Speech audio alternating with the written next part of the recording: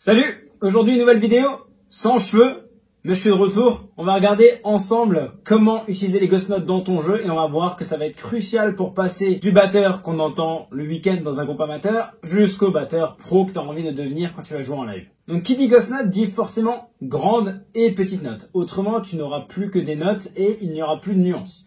Il va donc falloir trouver la manière qui va permettre de faire le maximum d'espace entre tes grandes notes et tes petites notes. Et on va regarder tout de suite ici. Alors, quand tu vas venir jouer et que tu auras envie d'avoir la grande note sur le deuxième et le quatrième temps, généralement, c'est ce que je vais t'afficher après en exercice, il va falloir venir chercher le cerclage de la caisse claire. L'idéal pour ça, c'est de viser le centre avec l'olive et le manche va venir taper le cerclage. Ici, ça va dépendre de l'inclinaison de ton poignet. Si ton poignet est trop vers le haut, tu auras uniquement le rebord. Si ton poignet est trop vers le bas, tu auras uniquement la peau.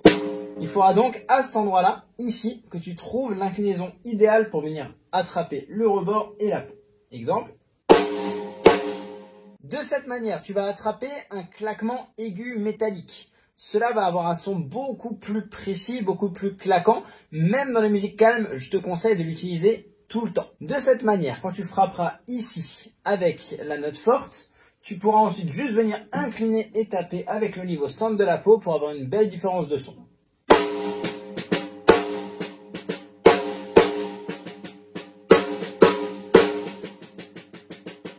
Normalement, si tu fais ça assez régulièrement, ta baguette devrait commencer à ressembler à ça. Tu dois vraiment avoir ici une trace qui correspondra au cerclage. Si tu ne l'as pas, ça veut tout simplement dire que tu n'utilises pas assez cette technique. Et pour moi, elle est utile pour plein de styles différents, pas uniquement si tu fais du rock, mais vraiment tout le temps. Pour ça, n'oublie pas de te protéger les oreilles avec des bouchons ou un casque. C'est un côté très agressif, très claquant, très aigu. Si jamais tu ne le fais pas, clairement, tu risques de t'abîmer les oreilles et ça serait vraiment dommage. La première ghost note que je te conseille, ça va être juste celle que je vais appeler amorti ou reverb. Ça veut dire venir taper une ghost note juste après la caisse claire forte du 2 et du 4. Ça donnerait ça si on faisait que la main gauche. À cet endroit-là, on s'applique vraiment pour choper le rebord et ensuite sur la petite note, on viendra casser le poignet, amortir le coup et toucher uniquement avec l'olive. En rythme, ça va donner un effet beaucoup plus pro.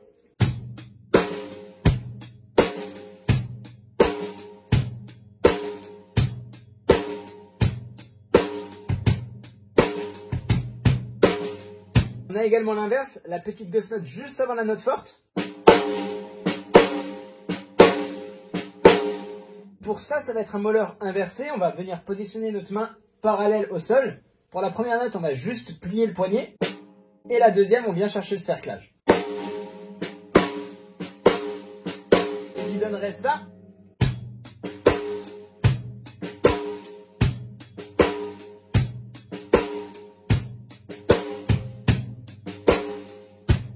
Ensuite, on peut prendre les deux ghost notes que je viens de te montrer, celle d'avant et celle d'après, et on va les positionner ensemble.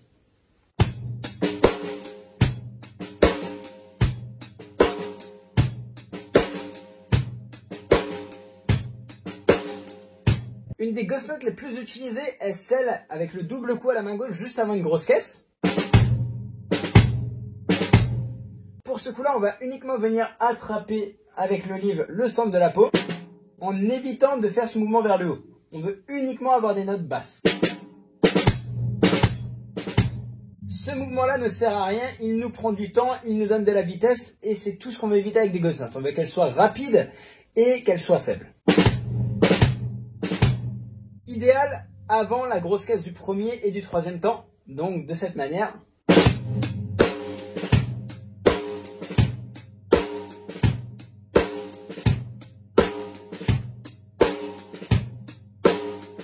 Par rapport aux sensations, il faudra utiliser le plus possible les doigts. Ça peut prendre un peu de temps au début à venir, donc si tu as le poignet, t'en fais pas, ça devrait petit à petit se détacher.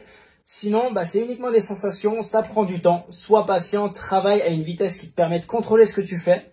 Et normalement, tu devrais y arriver. Exercice suivant, certainement ce que tu fais déjà, c'est des contretemps de caisse claire qu'on va mettre en ghost notes. Donc elles vont venir tout simplement entre les Charleston, à l'endroit où on mettrait les notes habituelles. Tout ce qui n'est pas deuxième et quatrième temps va être faible. Exemple.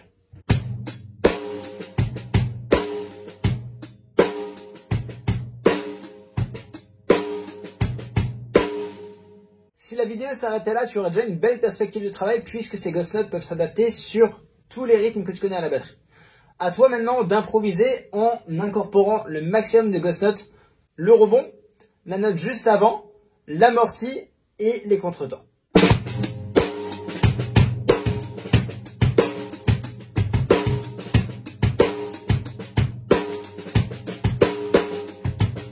Essaye de t'imager peut-être certaines choses qui peuvent t'aider à mieux contrôler ce que tu fais.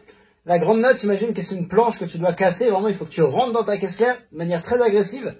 Et la deuxième note, on pourrait imaginer que tu tapes sur un œuf et qu'il ne faut pas le casser. Si tu as cette image, ça te permettra de ne pas lever ton poignet sur la ghost note. Vraiment, on veut que tu sois très très très léger. Et ensuite, sur la grande note, d'aller chercher de l'élan. Donc, on a la hauteur, la manière de frapper, mais on a également l'angle de baguette. Donc, rebord et ici. Si tu as les trois, ça sera ce que tu veux au rendez-vous.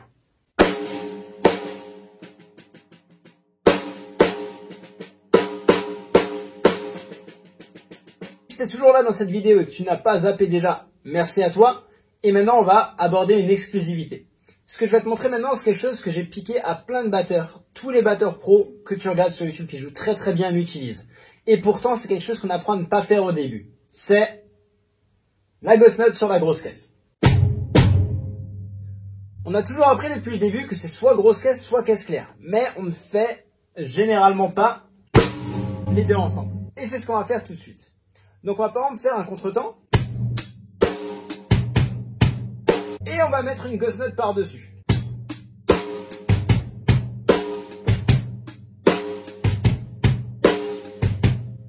On pourrait également en mettre plus.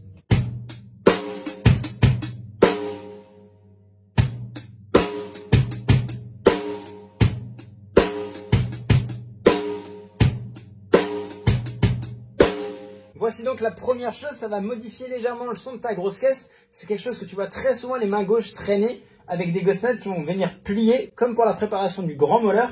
Donc on va pas uniquement taper la main gauche, mais on va la préparer.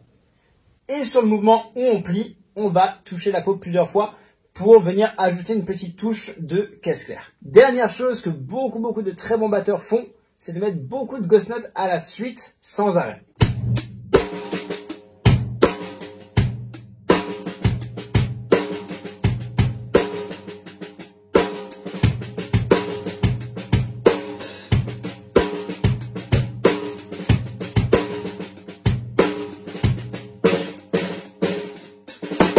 Comme je te montrerai à la fin, il y a également ça.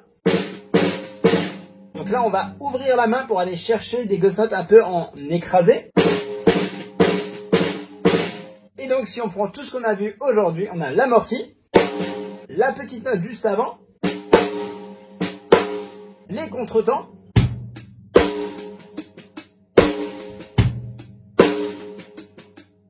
le rebond,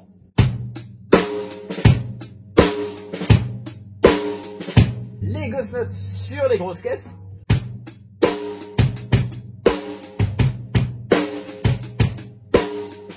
Et ensuite, on va mélanger tout ça.